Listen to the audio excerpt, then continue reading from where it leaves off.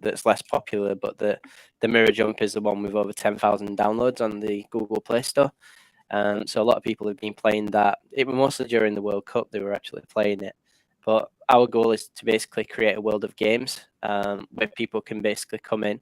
They can play different games and one level of tokenization that basically serves as governance to our DAO, which is we have a white paper for it and everything for people to read. But the other product that we created rather recently is the Mirror World SDK, which we also call Smart Platform. So we demonstrated this at Ethereum Denver, and a lot of people were really interested in it. So what this allows you to do is use multiple coding languages to quickly develop your own Web3 dApps.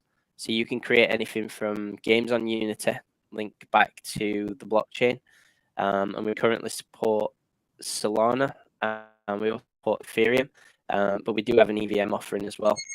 I can tell you more on that later, but yeah, it's good to be here. Thank you for inviting me. Appreciate it.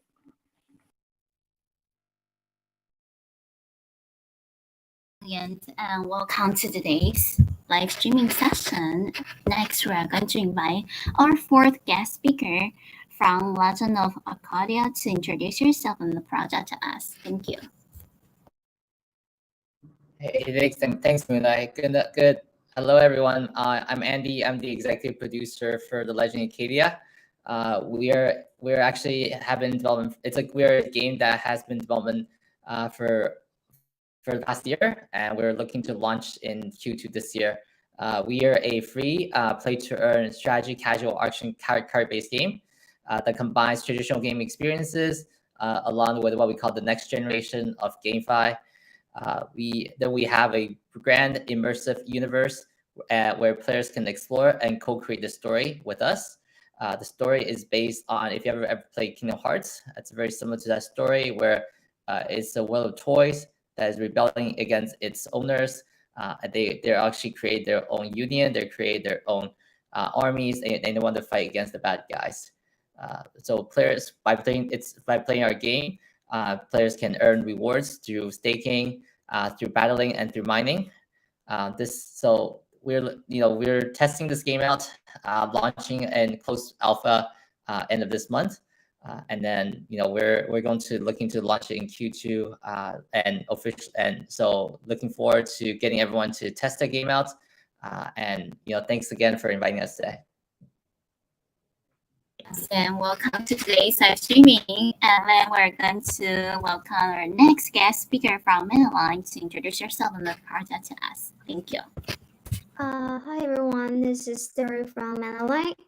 First of all, this is my first time entering this space through StarryNift, and I would honestly say this is so inspiring. I mean, you can customize your avatar, you can jump and fly around, and yeah, this is so inspiring. Just it's kind of like that of Decentraland. But anyway, yeah, this is Story from Mainline. I am marketing manager of Mainline. So I jumped into crypto about 2 years ago, and I really love this industry. And Mainline is a massive Web3 game where we can manage adventure and deploy your strategy in the new world. So we got 6 ecosystem module. We got trading system, upgrading system, port system, a combating system, and MT system, as well as a production system. So you can team up with different missions and build your own sea empire. And with the combating system, you have a total blast playing our game. Actually, we'll soon start our second round of mints this month. And it's worth mentioning that our first round of mints sold out pretty quickly in just an hour or so. Why not go and check it out? Thank you. That's brilliant. Thank you so much for your introduction, and welcome all the audience joining today's live streaming. This is the BlockMania Showtime with StarryNift, and we are talking about GameFi trends for 2023 and beyond. We just invite each of our guest speakers to introduce themselves, and they are from a lot of different great projects. And I would like to once again quickly do a sum up of the guest speakers project. Like from Meta 2050s, from Lingo's Games, and Mirror World, Legend of Arcadia, and Metaline. Next, we're going to go to our topics. So we have several prepared topics, and due to time limitations, so let's just pick several the key questions to ask each our guest speaker to share your viewpoints. Thank you. The first question is, what do you think will be the most popular GameFi genre in the 2023 and beyond? Well, this is a very interesting question because a lot of people have been saying, well, in 2023, this is going to be the year of GameFi or crypto games or Web3 games, which, kind of Nancy, you prefer to call it, right? But lots of people were predicting that perhaps this year we're going to find a super popular game that will attract both Web2 and Web3 gamers. So let's hear from our guest speakers to learn about their views of the most popular games in this year or beyond.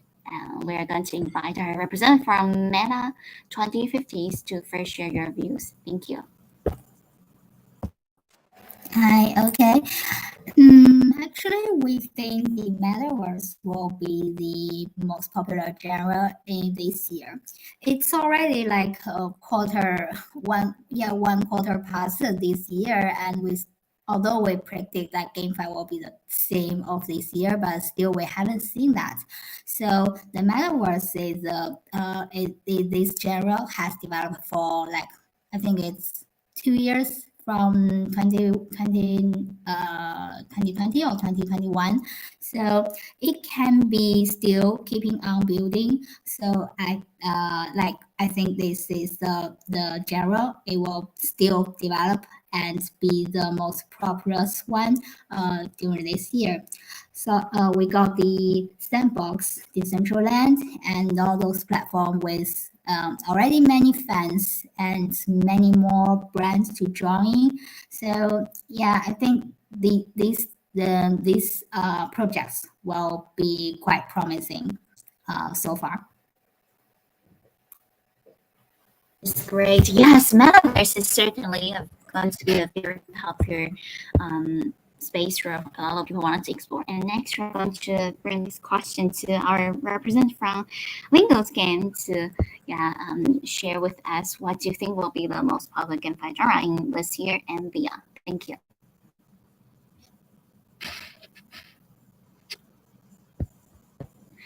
Let's double check if our representative from Lingos is here.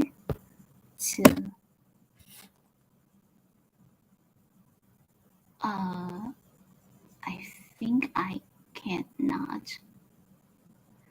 Let me see.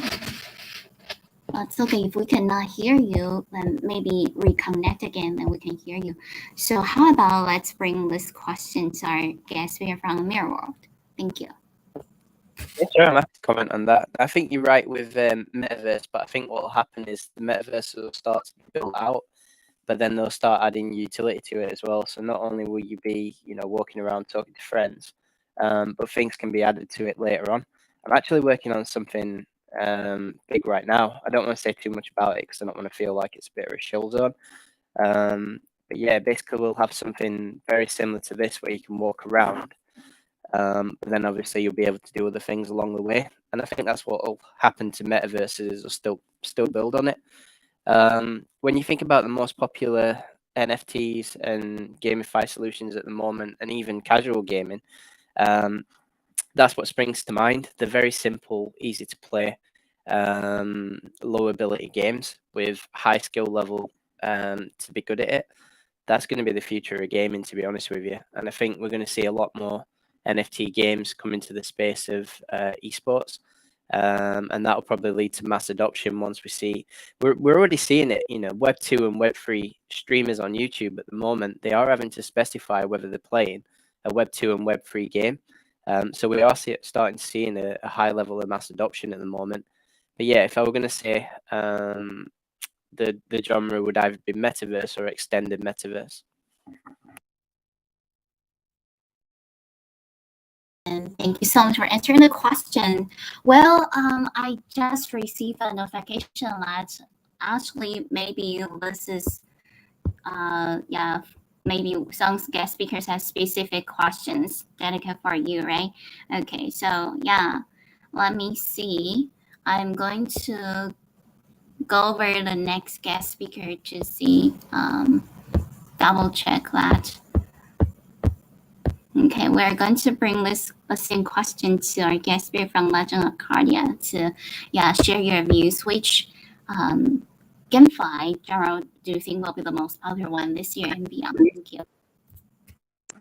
Great, thanks. I think before I start answering the genre question, I think let's discuss the platform question, because, I think having a metaverse or having a game, you can play on a PC, you can play on mobile. Ultimately, I think cross-platform will be the future. Whether you play on your mobile or when you play on PC, you get the exact same experience. But I think in the short term, I think, and this is our belief as well, everything, all the best games that's going to come out will be on mobile, because I think everyone. I don't know what you guys are seeing, but a lot of my friends have been traveling a lot in the past 2 years, ever since all the countries' borders has opened up.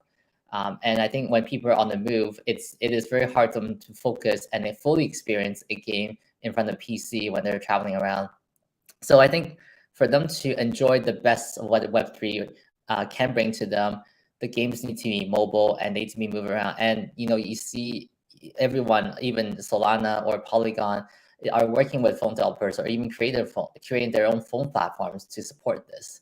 So that's the first step, I would say. Platform-wise, we're very bullish and we really love games on mobile. I think the second part in terms of genre, I can't remember the speaker's name. Unfortunately, I'm really sorry. I think it was from your world. We agree that it's something that's easy to play, something for them to really, really easy to learn, and then eventually work their way into it. So I think these type of genres, this is why Legend of Acadia is a card-based game. Because if you imagine card-based games, this is something that's really easy to play, and really simple rules for you to understand how to get started. But as you grow and as you progress in the game, it requires you to further upgrade yourself or further to, improve your own skills in order to progress and earn more rewards in the game. So this card-based games, we really love it. And I think this is a genre that we think it's going to be a big one in 2023 and beyond. I think we're also looking at extension of card-based games. For example, we think party games will be interesting, because ultimately when you're on the go, people love to, people are social animals. People love different experiences. During the lockdown or the pandemic for the past few years, I played a lot of Among Us. That was one of the party games I really loved. I think these type of genres will actually be do quite well in the years to come as well. All right, thank you. Awesome. Thank you so much for sharing your answer. And next, we're going to bring this question to our next guest speaker from MetaLine. To share what is the most popular game genre in 2023, like you think. Thank you. Sure. So I do think there are a lot of different genres that could really take it in this new ecosystem, as Web3, text, and NFTs are opening up new possibilities for gamers and developers alike. So one genre that comes to my mind is trading card games, which is a really popular game type. Lots of Web3 game developers would choose, as they are relatively easier to develop and deploy. And I think this trend is going to continue. And another genre that has a lot of potential in the GameFi space is the venture games. Those kind of games could use Web3 features to create vast virtual worlds that players can explore and profit from. And apart from that, strategy games are also a great fit for GameFi, I think. They normally require the player to use planning tactics and decision-making skills to achieve a specific objective. And they also require a deep understanding of game mechanics, as well as a care for planning and execution. And this can be challenging and both challenging and rewarding. And we do think they could be a perfect match with Web3 and the spirit of Web3. And actually, Mainline combines both the idea of adventure and strategic games. Our player would definitely have a blast playing or building their own sea empire in Mainline as they try to produce, shape, and trade goods as they are having marine business in the real world. And we really require players to constantly optimize their strategy if they want to. If they just want to maximize their profit, because the price of the good in mainline actually could fluctuate day to day because of the supply demand model, and many other factors could also impact that. But yeah, anyway, players need to just to predict the future trend of the price of the goods and then just react correspondingly. Just like they are trading Bitcoin, Ethereum through observing the key chart. Yeah, so and I definitely see more and more games push the boundaries of what's possible in the world of gaming as more high quality game studios and AAA games come in. Thank you. Brilliant. Thank you for sharing your thoughts. And next, we're going to go to our following question. And yeah, because today we have several guest speakers over here participating in the event, so we might skip a few questions on the list. And let's go to the next one. That's very popular topics this year. So talking about AI, well, we wanted to ask about each of our guest speakers' views. Do you think that reality and AI affect the GameFi industry, especially seeing that the AI technology is growing and keep growing very fast, right, in recent months? So we are going to first bring this question to our guest. We are from Meta 2050s. Thank you.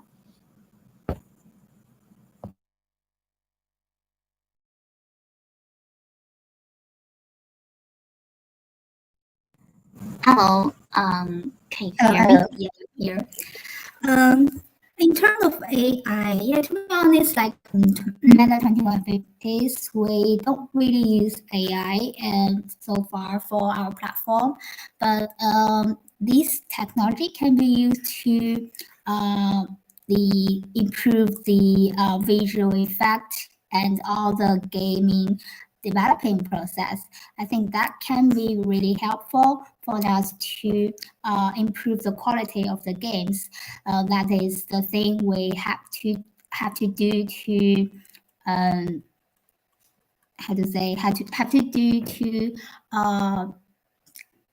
attract more users and more players and make the game more appealing. So just focusing on game developing itself. So that's how I think the AI will help us in this field. So apart from that, the learning process for the different project itself, I think it can help to help the game developers to learn from different other games and learn from users' behaviors. That's also a way to improve the game developing process. Yeah, that's it. Awesome. Thank you so much. And next, we're going to bring this question to our friends from Mirror World to share your views. What do you think that AI and reality will affect GameFi industry? Thank you. So AI will definitely affect the gaming industry, but it'll be in a good way. You know, imagine a game like Dark Souls where the AI keeps advancing and it gets more difficult, but you still have the ability to scale it back. That's kind of how I see it working in the future. And also probably a case of it working in games as well to become more sentient. So rather than it just, you know, getting killed by the player, understanding that its purpose is to obviously beat the player in some way, it'll get smarter and more advanced with the prompts that you give it. This is why scripted AI is really good for games. You know, most games follow a zombie AI technique, which is basically it moves towards a player, and then when it reaches a hitbox, it'll throw the attacks, for example. Whereas AI is actually a learning machine, so it'll take time to develop itself and basically eventually even become better than the player. And the thing is that offers a high level of challenge for the people too. And who knows, maybe the AI actually become like a partner who travels with you in the metaverse and basically helps you on quests. They could actually turn around the battle. You may be losing really bad on a game, but then the AI may come in and actually win the battle for you. There's so many different implementations that can be done for AI. It's scary, to be honest with you. And with the advancement of GPT-4, just have a conversation with GPT-4 and you'll see how far AI is actually coming. It's insane. But yeah, back to you. Certainly, yes. I remember for the past 2 days, it seems like all the Twitter posts or other social medias are talking about ChatGPT-4, right? And I'm also very interested to try it, but I haven't had time to do that. I read a lot of reports about it and very looking forward to the combination AI and AR, right? Combining GameFi and then make it a very interesting space for us to discover. And next, we're going to bring this question to our guest. We're from Legend of Cardia. Do you think that AR and AI will affect the GameFi industry and how? Thank you. It's actually very funny you brought this up. Several years ago, when I was still working in traditional gaming, I actually worked on VR and AR games for a short amount of time as well too. So definitely, I think those experiences will change the future on how people experience games and content. But even for us, when we were building Legend in Acadia, we embraced AI in our development process. So some of the characters' voices, and whether it's in our promotional videos or from within the game, some are actually generated from AI. So we actually used AI to generate human voices versus previously you would need to get someone to actually speak and actually generate these sounds out. That is actually a much longer process, and with AI, actually shorten our whole development process and actually get to experiment with different types of voices too. So it's actually been very fun using it. I think the other side of it is for a lot of our characters, we have started using AI to try and improve our overall development process and see if we can actually generate characters at a much faster pace or different skins that we're going to have on our really, really awesome heroes. So these are actually some of the processes that we've been embracing and trying to improve our overall efficiency. Definitely, I think for AI, it'll also help improve the player experience because for a lot of players, when they play games, they want to be playing with other people, whether it's their friends or people they've never met before. With AI these days, traditionally, there's always PvE has been some form of AI, very, very simple, where you just go in and play. Sometimes we do even PvP modes. There are bots in there that you play, and then that gives you the experience. But I think with AI today, it's now able to speak with you because previously for a lot of these PvP modes, if they're bots, because they don't really talk. But with AI now, you can actually make very, very human experiences where they could potentially be talking to you and also helping you to, for example, if you play a mobile game, help you to win this battle. So it's going to be game changing for a lot of gamers to have AI in your experiences. And I think with the right medium coming in the next few years, whether it's XR or VR or AR, I think the overall gaming experience will be enhanced, and there's a lot to look forward to. All right, thank you. Brilliant, and yes, and certainly, I also agree with your views that actually a lot of people wanted to, when play games, they could also interact with other gamers from around the world, right? It's a very important way to be socialized as well, and adding AI and AR will enhance this experience. And thank you for sharing, combining your experience from the previous work. Next, we're going to bring this question to our guest speaker from Metaline. Do you think AI and AR will affect the GameFi industry and how? Thank you. Yeah, I do think so. So, those mentioned technologies as to revolutionize the way we play games by offering more immersive and interactive experiences. Just imagine being able to fully immerse yourself in a virtual world and just interact with other players in real time using all this VR or AR headsets. So one exciting example of how VR is already being used in GameFi is the development of virtual casinos, as I know. So with a VR headset, player can enter a virtual casino and play a variety of games like slots, poker, and blackjack, but all in a more engaging environment than traditional online casinos. And as for I can one of the most exciting example I can think of is the NPCs, intelligent non-player characters. So AI can create intelligent NPCs that can learn and adapt to player behaviors. These NPCs can become more challenging to defeat or play alongside with other player advances, creates a more engaging experience, of course. So AR, I think they can be a big role in GameFi, especially with the development of location-based games like Pokemon Go. So this kind of games they use AR technology to overlay games elements onto the real world, making the whole game experience just more engaging. To conclude, I think if you deploy any one of the above mentioned technology, this could be a game changer. Not to even mention if you combine them all in a proper way, I think this would definitely bring the Web3 game experience to a brand new level. Thank you. Thank you for sharing your views, and I also saw our audience they are echoing all the guest speakers' answers, and I could see that some friends saying that AI is amazing.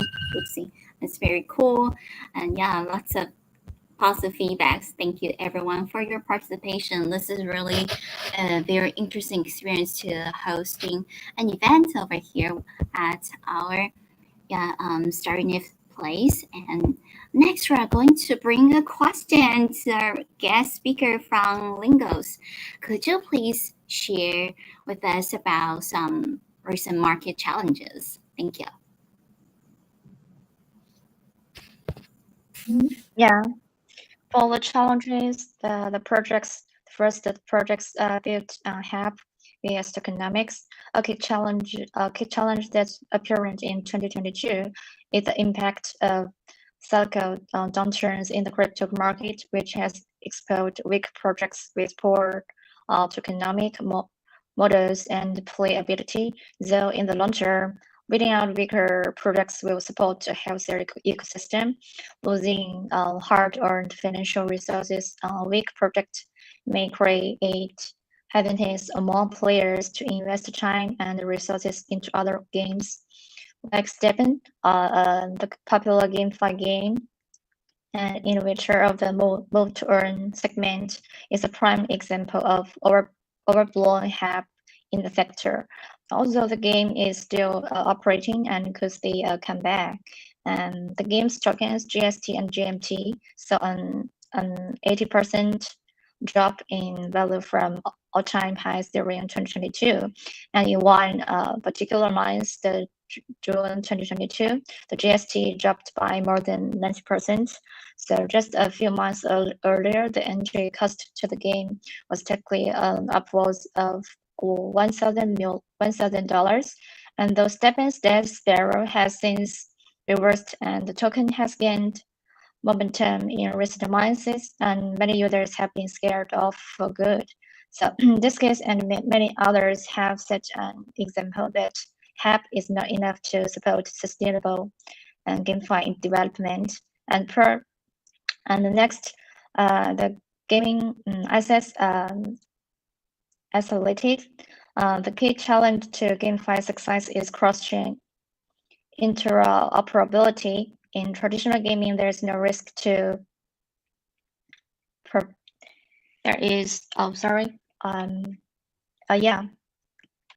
in traditional gaming, there is no risk to put one game down and pick up another. However, in GameFi, players have devoted time and resources into developing assets of which the value may be hard to liquidate. And P3 games have yet to reach interoperability, and the blockchains that host these games are largely independent of each other. Today, there are over 15 major blockchains supporting GameFi and many more up-and-coming chains. Transferring NFTs across gaming blockchains is not typically feasible, which leads to inefficient sellout in GameFi. As such, gamers are often limited to games and the particular blockchain that they initially focused on. And the concept of scaling blockchains or layer 2 solutions has become a routine discussion amongst the crypto and GameFi communities. Well, some chains with outright interoperability exist, like Cosmos, Polkadot, and Avalanche. Most of these lie outside of the GameFi space. Instead, originator of the GameFi and like Ethereum require add-on or layer 2 solutions to allow different blockchain networks to communicate with each other. Yeah, that's all. Thank you. Thank you so much for sharing your views. Yes, for some audience who just joined us today, we're having a very special event that is called the BlockMania Showtime with StarryNift, and we have friends from 5 different projects to join together and talk about GameFi trends for 2023 and beyond. Next, we're going to go back to our topic over here. Well, let's see. Since we talk about some popular games and also talk about AR and AI, how about let's talk about platforms? We know that lots of GameFi projects, their ultimate goal is to build a gaming platform, right?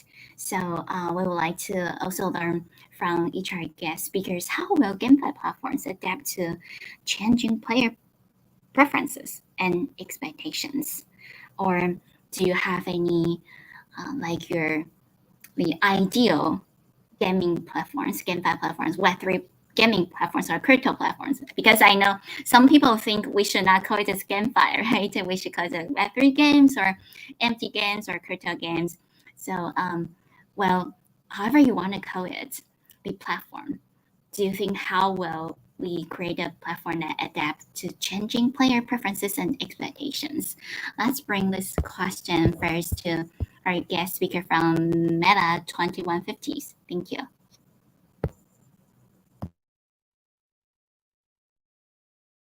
Thank you for the question.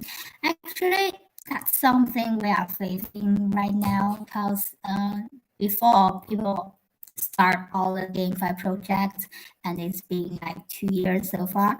But now everyone starts to build the GameFi platform project instead of the game itself. So there are so many games at the same time, as well as so many GameFi platforms. So how to be unique is a question we ask about. Like we ask to ourselves all the time. So there are several ways we can do. First is to build a strong connection between all the games and games and users. Since we can integrate so many games on just one platform, we have the tendency to bring users together and to help those games to grow their user base at the same time. And also we can use different tools like the events calendar. Those can help the game project to interact with users directly instead of going to other platform to do all the tasks just on one platform. If the games can interact with users directly and finish all the tasks and get the NFT or other token rewards, it will be perfect for users to just get on one platform, connect their wallet, and do all the things they want and get the reward. So that's how we think we can try to do to change their users' preference for different game platforms and their behavior by using those. And also another important thing is to do the constant user education, because now many users are still the Web2 gamers, and we need more gamers to transform from the Web2 to Web3 to adapt those new blockchain-based gaming token economy and other in-game ecosystems. Those can help to educate users at the same time to bring more users to this new Web3 world. Yeah, that's pretty much it. Awesome. Thank you so much for sharing that. Yes, indeed. Just like you said, about 2 years ago, like all the projects were spending a lot of time, right, dedicated to creating new games, and now kind of like it's a trend that everyone's building a platform. And next, we're going to bring this question to our representative from Mirror World. Wanted to hear about your views on gaming platforms and also how do we adapt to change players' preference and expectations. So game platforms are really useful, to be honest with you. If you think about the ones in Web2 that are currently useful, like the Epic Store, Steam, we do have some Web3 ones as well, like there's one called Fire, one called Elixir, and then there's another one called Plank. And basically these serve as a way to find games really quickly. And I think that's the idea, the fact that you can find a Web3 game very quickly. I personally think that what it should be rated on is how fun the game is to play. So people would be able to read user ratings rather than just downloading the game blindly. They can actually see that this is a fun game and people are wanting to play it. And yeah, that's basically it from me. But yeah, I think it's going to change a lot of different things, definitely. I just don't know when, because there are game stores already, but it feels like a lot of people just, search like, what's it called? Play and Earn, I think it's called, the website, to find reviews on Web3 games. Personally, Web3 marketing needs to be better. And like you said, there's no rivals in Web3. Like with interoperability in all the different games, it's a case of your character is your persona, and you can move that persona between different models. So whether you want to move to Decentraland, whether you've got a voxel creation for Sandbox, whether you've got a creation for StarryNift, it's all in there. It's just a matter of time before we add that cross-platform solution. Thank you so much for sharing that. Yes, and next we are going to bring the same question to our guest speaker from Legend of Arcadia to share about your views and also how do we change players' preferences and expectations. Also, if any of our guest speakers teams are also building a gaming platform, feel free to share with us. Thank you.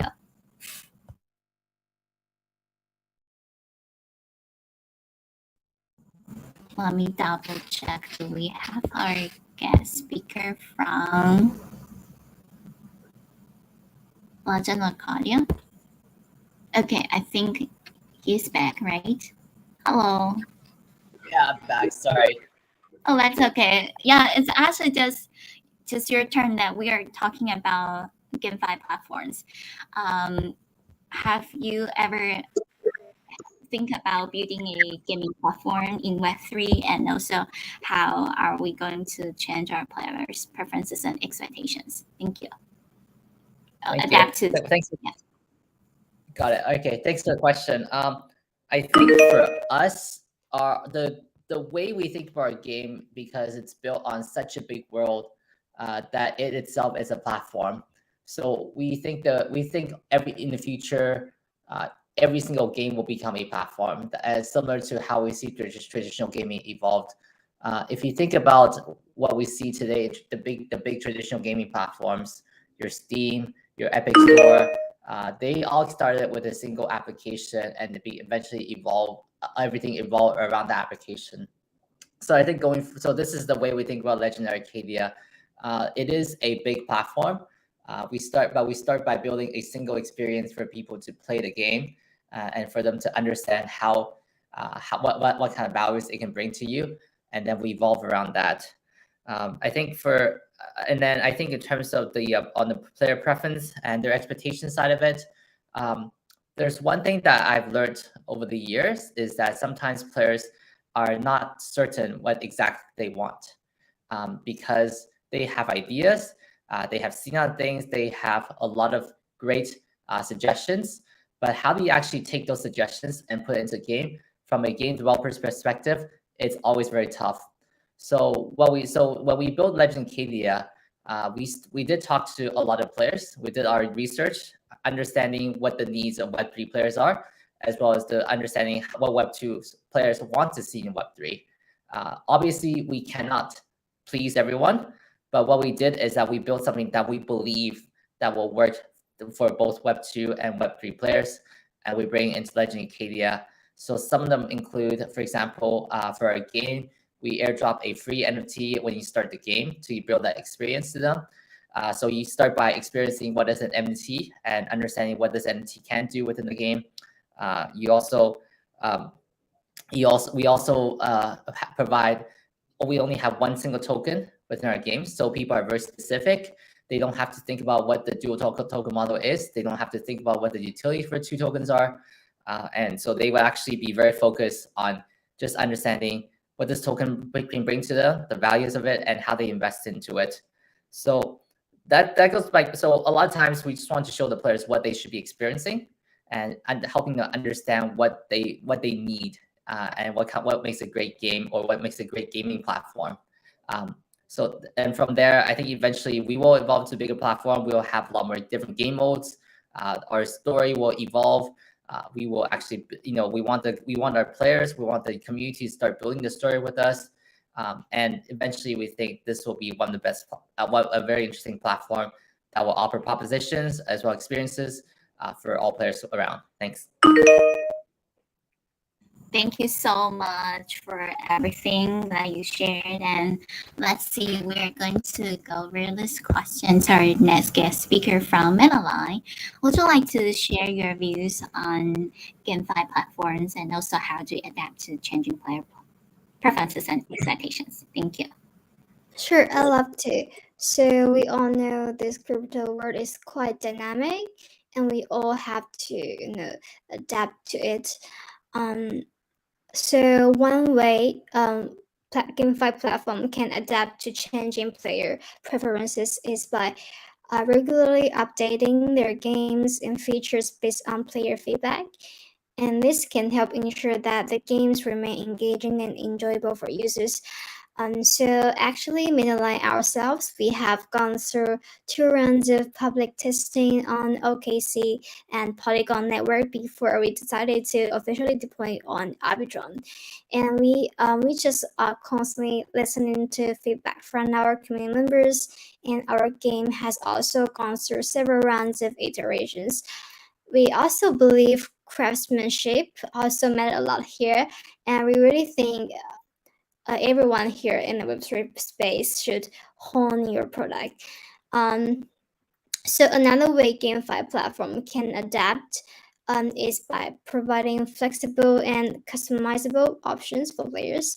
And this could include allowing players to choose their own game experience, such as different levels of risk or reward, or offering a variety of in-game assets and currencies that could be tailored to each player's preferences. So overall, the key to adapting to changing player preferences for Web3 games would be focused on flexibility, customization, and innovation. And that's also in line what we are trying to our best to achieve. Thank you.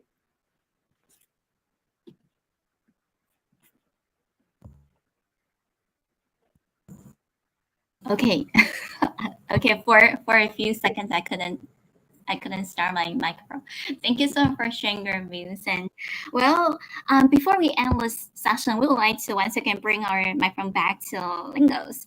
Could you please share more marketing opportunities, especially like in this year or beyond in our Web3 gaming space? Thank you. Yeah, for sure. Yeah, for the market opportunities, with massive investment and strong growth projections for the GameFi industry, there are several areas within the market that pose it to boom. Let's cover a few below. Yeah, the first, traditional game developers are joining GameFi. The P2E gaming model has attracted many traditional gamers to switch over to GameFi games. This has in turn challenges traditional game developers to keep their market share. Many traditional game developers are testing the waters in GameFi, and these firms have market tested ability to develop popular games and have amassed large resources. As such, their participation in GameFi will help bring traditional structure and know-how to the developer, the nascent industry. And the GameFi developers have struggled to mix work and play, with many popular titles falling after initial hype due to the poor playability or unsuccessful organic marketing campaigns. The GameFi developers are becoming aware of this conflict, such as those at Decentral Games who cite a lot of the hype has set down, but the games that still have active user bases have stayed alive for a reason. They are actually really fun to play, and this is a core opportunity for traditional gaming developers to propel GameFi, and given their successful track records and long operating history, large traditional developers like Ubisoft and EA have built world-renowned and globally loved franchises like Apex Legends, FIFA, and etc. And with 6,000 and 20,000 global developers respectively, EA and Ubisoft have the power and resources to create blockbuster hits in the GameFi space, making it more sustainable industry based on playability, not just quick hype. And then the cross-chain infrastructure is the future. As the industry grows in popularity, new developers and gamers are joining into GameFi. So GameFi began with Ethereum. The surrounding blockchain ecosystem has inherently grown to support the burgeoning community by offering different features such as better fee structures, faster transaction times, or a more secure platform. Various blockchains compete for developers and users. Today, there are 15 major blockchains supporting GameFi, like the Polygon, Solana, and BNB chain, and also contains the secondary app and covers like Harmony. And the last, the GameFi asset lending increase the market opportunity. Asset lending is another opportunity within the GameFi space to maximize capital efficiency. GameFi asset lending will allow players to enter into new games at a fraction of the cost. However, it also unlocks a significant opportunity for GameFi guilds. Historically, and it requires significant amounts of investment to purchase in-game assets required to build a scholarship program for a new P2E game. However, GameFi asset lending will allow guilds to expand their scholarship program, offering to such more accessible level by only having to pay the interest on asset rentals, as opposed to the upfront cost of asset purchases. And additionally, it will allow guilds to capitalize on underused or idle in-game assets by renting inventory for periods of inactivity. Yeah, that's all. Thank you. Thank you so much for sharing your views about our market opportunities in this year, especially with our Web3 gaming space. And it's actually just about time to wrap up the session, and we are going to say bye to everyone. So let's see.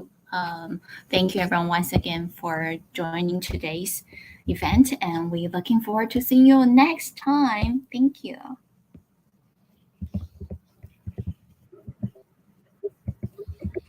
All right, thanks everyone. Thank you, Moonlight, for hosting it. See you. Thanks, Moonlight. Appreciate it. Catch you later. Thank you I'm so gonna, much, guys. I'm gonna have a play around. I'm gonna walk yeah. around the metaverse, see what's going on. I'm gonna start dancing around this place. All right, catch you in a bit, guys. Bye. See you later, guys. Thank you, guys. See you. See you.